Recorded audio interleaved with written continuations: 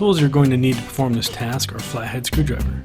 First, unlock the sash and crank it out, after which focus on these 3 points. With your flathead screwdriver, you're going to remove the operator arms and the wash arm from those 3 points.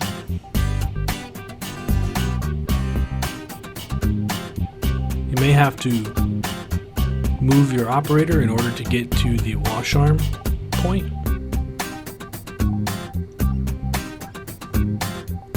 Once this is done, you're going to move up to the top of the sash and remove the top wash arm. This entire time you want to make sure that you have a hand on the sash so that it doesn't fall out of the frame.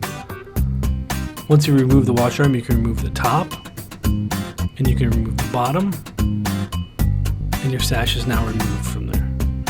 To put it back in, you reverse the process by placing in the top slide track and sliding it into place and attaching the wash arm.